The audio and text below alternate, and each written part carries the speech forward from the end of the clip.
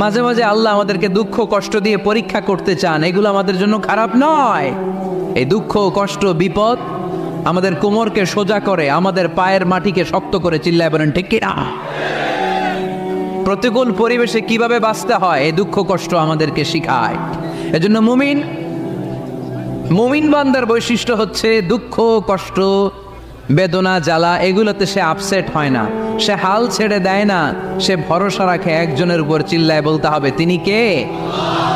কারণ মুমিন জানে রাত্রি যত গভীর হয় অন্ধকার তমানিসা ভেদ করে সুবহে সাদিক হয়। মুমিন জানে গর্ভবতী নারীর পেটের ব্যথা যেই দিন বাড়তে থাকে ওই দিনই নতুন মেহমান আগমনের সময় ঘনাতে থাকে।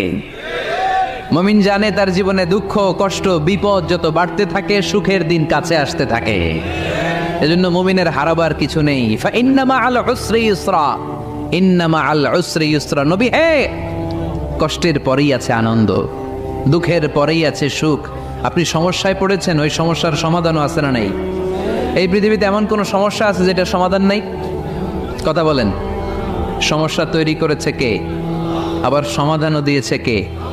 আল্লাহ doesn't create a lock without its key.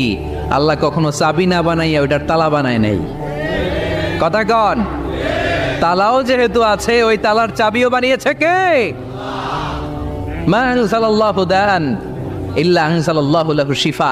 আল্লাহ দুনিয়ায় এমন কোন রোগ পাঠায় নাই যেই রোগের ঔষধ বানায় নাই, এমন কোন রোগ নাজিল করে নাই যেই রোগের কোনো চিকিৎসা বানায় নাই, হয়তো সেটা আবিষ্কার হয় নাই। অনেকে ক্যান্সারের কথা বলতে পারেন যে হুজুর ক্যান্সার এমন রোগ, এই ক্যান্সার তার নাই কোনো অ্যান্সার, কিন্তু বিজ্ঞানীরা বলতেছে এটারও অ্যান্সার আবিষ্কৃত হচ্ছে। সুবহানাল্লাহ কইবেন না? কিছু কিছু ক্ষেত্রে হয়েও গিয়েছে। এজন্য দুঃখের পরেই আছে সুখ, কষ্টের পরেই আছে আনন্দ।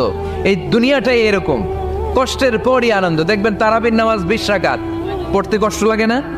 কোমরে ব্যথা, হাঁটুতে ব্যথা, কিন্তু 20টা রাকাত যখন শেষ করে মসজিদ থেকে বের হই একটা আনন্দ আছে না নাই?